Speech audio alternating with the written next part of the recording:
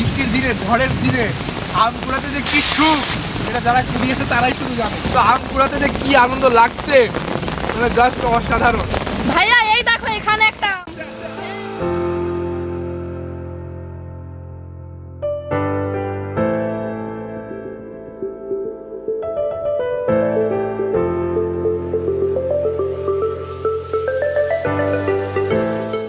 আসসালামু আলাইকুম সবাইকে, বাংলা ভিলেজ লাইফের আরও একটা নতুন ভিডিওতে আপনাদের সবাইকে স্বাগতম। আজকে আমি অনেক বেশি এক্সাইটেড, কারণ এটা 2024 সালের প্রথম বৃষ্টি, আর প্রথম বৃষ্টিতে ভিজতে পারছি আলহামদুলিল্লাহ। অনেক অপেক্ষা প্রতীক্ষার পর কিন্তু এই বৃষ্টির মুখ আমরা দেখতে পারলাম, যার কারণে কিন্তু একদম মানে তাড়াহুড়ো করে বাইরে চলে আসছি আর এখন ভিজছি। আর যেহেতু এখন আমের সিজন, এখন আমরা মূলত আম খুঁটার নিয়েতে আর কি বাইরে বেরোইছি। তো প্রথমে একটু ভিজে নেব, তারপর কিন্তু হচ্ছে যে আম খুঁজবো। আর আম দিয়ে অবশ্যই এই ভিডিওতে একটা রেসিপি থাকবে। তো চলুন আগে ভিজে নিই।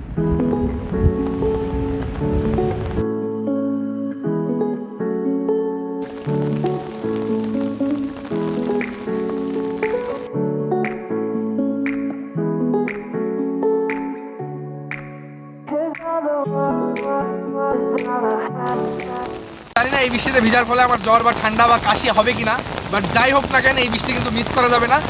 আমি মনে করি আমার মতো যারা বৃষ্টি লাভার আছেন তারা কিন্তু যত যায় এইসব অসুস্থতার কথা বাদ দিয়ে মাথা থেকে আপনারাও কিন্তু মাঠে নেমে পড়েছেন, আমি জানি।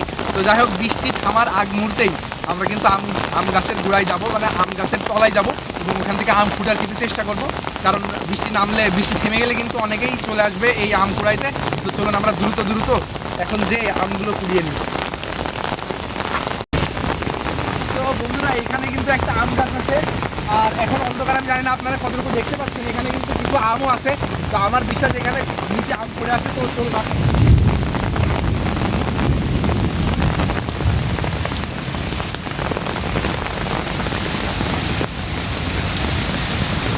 এই যে দেখতেই পাচ্ছেন এই যে আম। তো আসলে বৃষ্টির দিনে, ঝড়ের দিনে আম কুড়াতে যে কি সুখ, এটা যারা কুড়িয়েছে তারাই শুধু জানে। এখানে আর একটা, তো মোটামুটি দুইটা পেয়ে গেলাম। গাছে কিন্তু আরো অনেক আম আছে, আরো একটু খুঁজতে হবে এখন।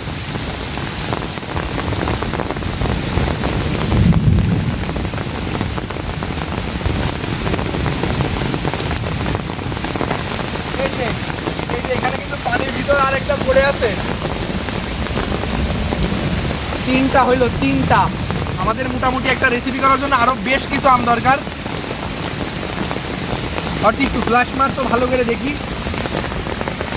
আর কি আছে, তুইও খোঁজ দেখি, আমার জানা আছে। ঠিক আছে ভাইয়া এই দেখো এখানে একটা আম। হ্যাঁ আওয়াজ।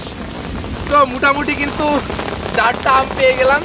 আরো গাছ আছে আমাদের বাসার পাশেই, ওইখানেও যাবো। ওইখানেও যদি আরো কিছু পাই তাহলে কিন্তু মোটামুটি রেসিপির আমগুলো হয়ে যাবে। তো আম কুড়াতে যে কি আনন্দ লাগছে, মানে জাস্ট অসাধারণ। মোটামুটি এই গাছ থেকে কুড়ানো শেষ। ওই যে আমাদের বাসার পাশেই দিদির আম গাছ আছে। তো এখন দিদির আম গাছ থেকে দেখি আর কিছু আম পাওয়া যায় কিনা। তো চলুন। পর্যন্ত যারা ভিডিওটি দেখছেন, আশা করছি আপনাদের শৈশবের কথা একবারের জন্য হলেও মনে হয়েছে। যদি মনে হয়ে থাকে তাহলে প্লিজ আমাদের চ্যানেলটিকে সাবস্ক্রাইব করবেন এবং ভিডিওতে একটি লাইক দিবেন।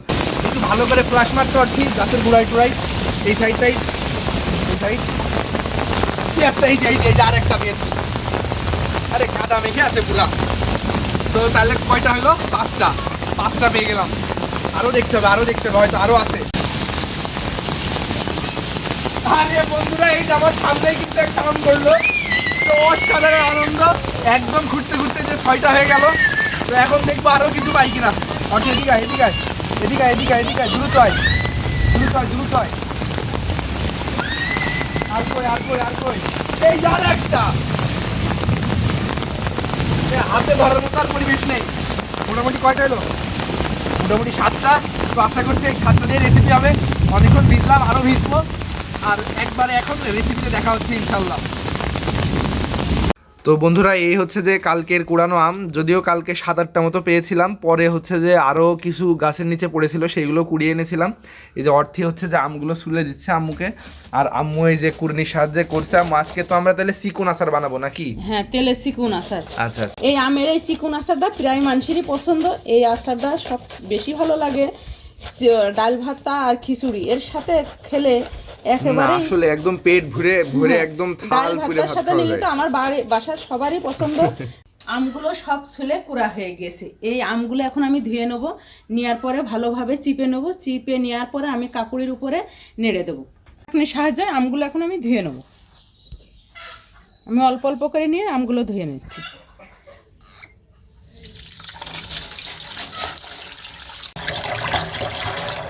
অনেক টক থাকে, এই আমটা ভালোভাবে ধুয়ে নিলে টকটা বেরিয়ে যাবে।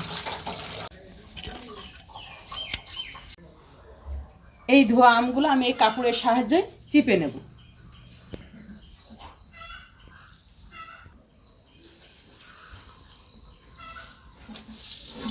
এই দেখেন আমের থেকে কত পানি বেরোচ্ছে। ভালো করে চিপে দেবেন, আমটা খুবই দ্রুত শুকায় যাবে। আমগুলো আমি এই কাপড়ের উপরে নেড়ে দিচ্ছি যাতে দ্রুত পানিটা শুকিয়ে যাবে। আমের আচারটা খুব ঘন ঘন নাড়তে হয়, 15-20 মিনিট পর পরে এই আমটা নাড়াচাড়া করে দিতে হয়। আম্মু এ তো মনে হচ্ছে যে বেশ মানে পানি শুকায় এসেছে। এখন এটার প্রসেস কি এখন? এটা দেখতেই পাচ্ছেন অনেক পানি শুকায় গেছে। এখন আমি এর ভিতরে সরিষার তেল আর হলুদটা দিয়ে মাখাইয়ে নেড়ে দেবো। ও আবার নেড়ে দিতে হবে রোদি? ও আচ্ছা আচ্ছা, এখন সরিষার তেল আর হলুদ দিয়ে নিবা? হলুদটা দিয়ে নিচ্ছি।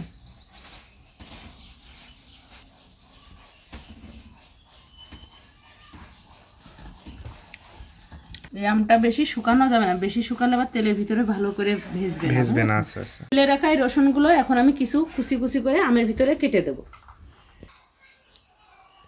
এইভাবে রসুনগুলো গোল গোল করে আমের ভিতরে এইভাবে কেটে দেবেন।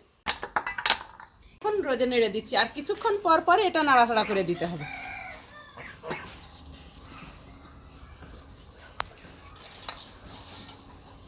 আপনারা তো দেখলেন আচারটা রোদি শুকাতে দিলাম। এখন এই আচারটা কিন্তু তেলেই ভিজাতে হয়, সরিষার তেলে। এই তেলটা আমি প্রথমে রোদি দেবো, তার ভিতরে আমি সব বাকি মশলাগুলো একে একে সব দেবো। আপনারা দেখতে থাকুন।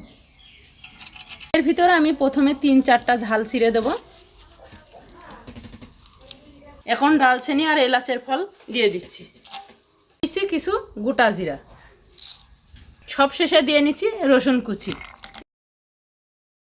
এই তেলের ভিতরে যখন আমটা দেবেন তখন আপনারা 4 চামচের 3 চামচ মতন চিনি দিয়ে নেবেন। আমটা যদি টক থাকে তাহলে চিনি আর টকে ব্যালেন্স হয়ে যাবে। এটা খেতে কিন্তু দারুণ মজা লাগবে। আপনারা তো দেখলেনই কতগুলো আম কুড়ে নিয়েছিলাম। এখন দেখেন সেই আমগুলো শুকায় কতগুলো হয়ে গেছে, কত সুন্দর ঝরঝরে আছে দেখেছেন। আমি এখন এই গরম তেলের ভিতরে আচারটা দিয়ে দিচ্ছি।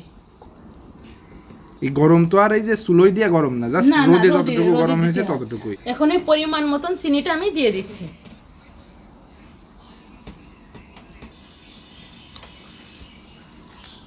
ভাবে আমরা তেলের সাথে মিশিয়ে নিয়েছি, চিনিটাও মিশিয়ে নিয়েছি। এখন আমি বয়ামে ভরে নেব।